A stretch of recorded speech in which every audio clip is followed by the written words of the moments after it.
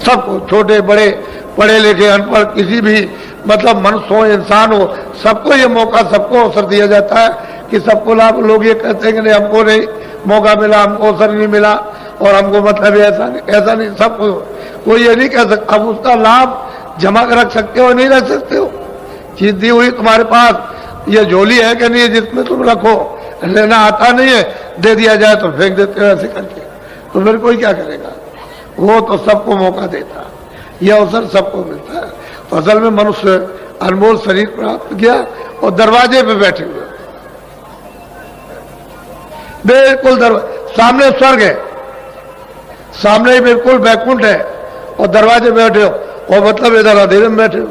तो तुम कम से कम इतना तो करो कि अपनी जीवात्मा के ऊपर में मैल है, जो गंदगी जमा है, जिससे कि वो बंद हो गई, तो उसको तो साफ करा लो थोड़ी सी।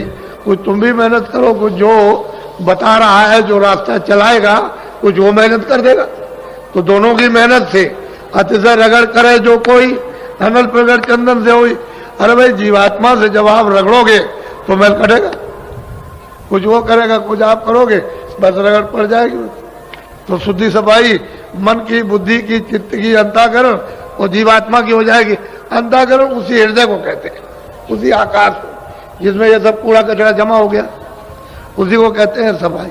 जब तक वो नहीं साफ होता तो आपको दिखाई क्या देगा।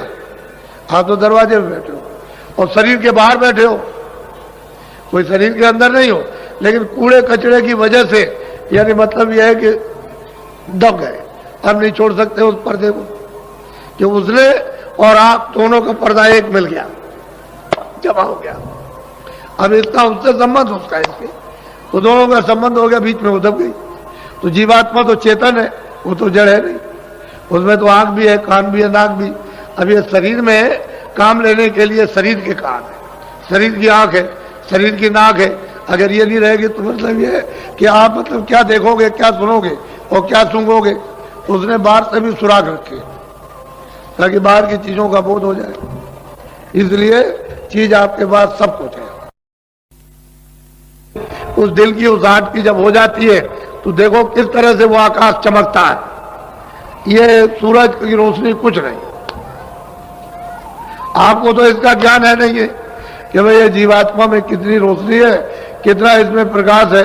ये हजारों सूरज इस पृथ्वी पर उगा दिए जाएं और ये यहाँ जाग करके खड़ी हो जाए तो ये सब सूर्यों का प्रकाश इस जीवात्मा के प्रकाश में छुप जाएगा। उस दरवाजे पर तुम बैठे हो और सब लोग बैठे उसी दरवाजे पर, लेकिन अब भेद न जानने के कारण, पता न होने के कारण आप मतलब दबे पड़े हुए हो। अब कोई जानकार अगर मिल जाए जो निकल गया, वो अगर मिले तो आपको निकाल ले, वो तो मिलता नहीं कहीं, इसलिए तुम भटकते हो और बस मतलब ये सोचते हो कहाँ मिलेगा, इधर उधर भगे, उधर भगे, उधर भगे। तो इसलिए आज ये पहला दिन है, ये प्रथम, आज 25 है, मतलब ये कि आपके ये फरवरी है, आज से ये शुरू हो गया। तो आप लोग बड़ी सावधानी से आओ, जितने भी अपने यहाँ प्रबंधक है, कर्मचारी है, मतलब ये ऐसे तो हमारा मन किसी से खराब नहीं, कोई किसी से भी खराब नहीं। अब आपका मन खराब हो जाए तो क्या हो, लेकिन हाँ ये नए नए लोग आते हैं तो क्या चाहते हैं कि भाई कोई जगह मिल जाए, क्या चाहते हैं कि भाई चलो गंगा स्नान करेंगे, थोड़ा बहुत पानी मिल जाए, चलो वहाँ 2, 4, 5 दिन 10 दिन रहेंगे। तो असल में चाहते हैं कि भाई दूर से आए हो तो आप थोड़ा बहुत एक दूसरे की सेवा, वो आपकी सेवा करेंगे। आप ये नहीं है कि आप ये समझते हो मैं यही रहने वाला ही मैं सेवा करूंगा, नहीं, वो जो आए हैं वो भी आपकी सेवा करेंगे, लेकिन जरा उनको बैठ तो जाने दीजिए। आप बैठने नहीं दोगे उनको तो आपको क्या इसका बोध होगा कि ये क्या करते हैं और हम क्या करते हैं। तो आपकी सेवा भी पता चल जाएगी और इनकी सेवा का भी अनुभव हो जाएगा, तो दोनों की सेवा मिल जाएगी। उसी में हो जाता है मोहब्बत प्यार। अगर ये मोहब्बत प्यार न होता तो ये आपको रूप दिखाई नहीं देता। तो कोई बात तो जरूर है, कोई चीज है तभी तो ये बात देखने को मिल रही है। तो ये देखो अभी चले आ रहे हैं, अभी तो बेचारे तांता लगा हुआ है, आ रहे जगह खोज रहे, सामान कहाँ रखे, तो आप लोग मदद कीजिए। इन बेचारों को कहाँ मालूम है कि कौन सी काली सड़क है, कौन सी मतलब है कि संगम की सड़क है, कौन महावीर की सड़क, कौन किले की सड़क है। तो थोड़ा बहुत आप इनको बता दीजिए कि भाई इस सड़क पर चले जाओ, इस सड़क पर चले जाओ, तो ये अपनी जगह पहुंच जाएंगे और वहाँ अपना बिस्तर बोरी बिस्तर रख लेंगे। तो फिर उसके बाद में ठहर करके तब एक दूसरे का संगम होगा, समागम होगा। पहले तो सब लोग एक दूसरे की मदद एक दूसरे की सेवा करो। असल में यह थोड़े दिन का हालात, इसको कहते हैं क्षणिक आनंद। अभी तो तुम दुख में फंसे हुए रो रहे हो, चिल्ला रहे हो, परेशान हो, तुम सोचते हो कि दवा से ठीक हो जाएंगे, हमको सुख मिल जाएगा, आराम मिल जाएगा। तो कहोगे हमने हमको धन से मिल जाएगा, उससे भी मिलने वाला है ही नहीं। कहोगे मकान से मिल जाएगा, कुछ नहीं, बाल बच्चों से मिल जाएगा, इनसे मिलेगा, उनसे विद्या। अगर मिल गया होता तो फिर लोग क्या चिल्ला पड़ते कि हमको मिल गया।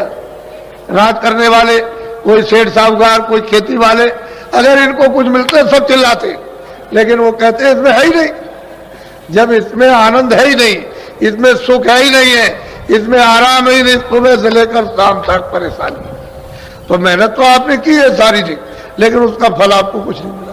क्यों? कि आपने उस मेहनत का दुरुपयोग किया। अगर सदुपयोग कर लेते तब तो आपको क्षणिक आराम, आपको क्षणिक आनंद मिल जाता, लेकिन आपने उसका सदुपयोग नहीं किया, दुरुपयोग कर लिया। तो इसलिए सबको दुख है। कोई आदमी ऐसा नहीं है जिसको बेचैनी ना हो, लेकिन अब यह है कि वो महात्मा फकीर मिले तभी तो हो सकता है, ऐसे नहीं होगा। तो ये मनुष्य रूपी मंदिर में दोनों आंखों के बीचों बीच ये जीवात्मा बैठी है और उसमें तीसरी आंख है।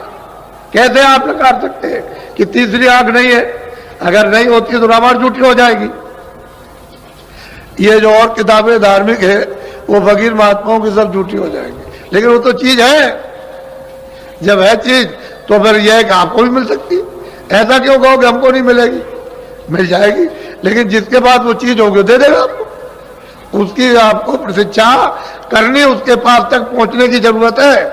उसके पास तक पहुंच गए तो चीज मिलेगी। जिसके पास जो चीज होगी वही देगा। इसलिए आप लोग दूर दूर से चल करके आए और चले आ रहे हो, और ये निरंतरता था आज और कल दोनों दिन पूरा लगा रहेगा। इसको ऐसा मत समझिए ये महामानव कुंभ लगने जा रहा। हम आपको इसी मैदान में आपकी दृष्टि के सामने दिखा देंगे कि ये बता देंगे कि ये पुल से लेकर और यहां तक कोई जगह नहीं रह गई। ये इसको आप ध्यान में रखिए, आपके सामने ये चीज आ जाएगी। और मुझको देखिए, मुझे तो कोई घमंड नहीं, मैं तो आपका सेवक हूं, हमेशा सिर झुकाता रहता हूं। मैं तो कोई महात्मा नहीं, मैं तो खुद कहता हूं कि ना कोई महात्मा न कभी बना, न कभी बनता हूं, न भविष्य में। मैं तो आपका सेवक हूं, आप मुझको देखिए। आप तो एक आदमी की मेहनत, उसको देखना चाहिए सब बुद्धिजीवों को, और जो अनपढ़ है सबको विचार करना चाहिए कि एक आदमी कितनी मेहनत कर रहा है और किसके लिए, कि भाई तुम्हारी जीवात्माओं का भी कल्याण हो जाए और शरीर का भी तुम्हारा, जब तक इसमें जीवात्मा रहे उसको लाभ पहुंच जाए। तो आप शरीर का भी लाभ नहीं और जीवात्मा तो खड्डे में जा ही रही। वो तो चारों खानों में सीधी उसमें रास्ता आपने खोल लिया, सीधी नरकों में जा रही है। तो आपने नरक देखे? आपको तो पता भी नहीं, मालूम ही नहीं नरकों में आपको क्या होगा। लेकिन किताबें जिन्होंने देखा वो झूठी नहीं है। वो अपनी जगह पर उन्होंने जो कुछ देखा वो किताबों में लिख दिया, लेकिन देखने वाले के पास आप नहीं पहुंचे जो आपको बता देता कि देखो ठीक है ये असल चीज है, सब चीजें हैं। तो स्वर्ग के दरवाजे में बैठे हो, उधर तो उसका नाका है, इधर मतलब उसकी ये इधर की सीमा, तो दोनों के दरमियान में जीवात्मा बैठी हुई है। और कूड़ा कचरा गंदगी को जल्दी से जल्दी हटाओ। तो पहले तो शुद्धि करो इसकी, शरीर की शुद्धि। आज अभी आपको आदेश मिल जाएगा, वहां चलो, वहां स्नान करो और गंगा जी देवी जी के सामने ये प्रार्थना करो आप कि आज से हम सदा जो बाकी शेष जीवन हमारा जाएगा वो शाकाहारी होगा, शाकाहारी। ये प्रार्थना गंगा जी में आज से आपको करना है, तब तो आपके मानसिक यानी मतलब है कि वो फल आपको ये प्राप्त हो, फिर आध्यात्मिक फल प्राप्त हो जाए। आप अगर इसका उल्लंघन करोगे तो बच्चा कैसे काम हो जाएगा? उसी उल्लंघन की वजह से तो ये दशा हो रही कि कितने युग और कितने कल्प अनगिनत बीत गए, तब से यहाँ बराबर तुम मतलब मार खा रहे हो। कोई तुम्हारी रक्षा, कोई हिफाजत, कोई संभाल करता, कुछ नहीं, कोई किसी का पूछने वाला नहीं। चाहे जैसे भी काटे जाओ, पीटे जाओ, मारे जाओ, चाहे उधेड़े जाओ, कुछ किया जाए, लेकिन कुछ नहीं है, कौन सुनने वाला? पहले सोच लो आप। अभी मैं आपको सब समझा लूंगा और सब कुछ करा लूंगा, घबराने की जरूरत नहीं है।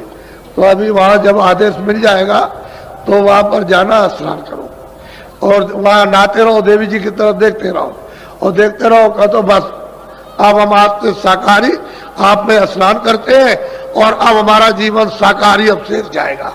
शाकाहारी जीवन, अनाज है, सब्जी है, फल है, दूध है, घी है, मक्खन है, अच्छे कपड़े हैं, अच्छा मकान, इन सब चीजों को सेवन करो इस शरीर के लिए, क्योंकि शरीर तो तुम्हारा है नहीं, ये तो किराए का मकान है, ये आपका तो है नहीं है।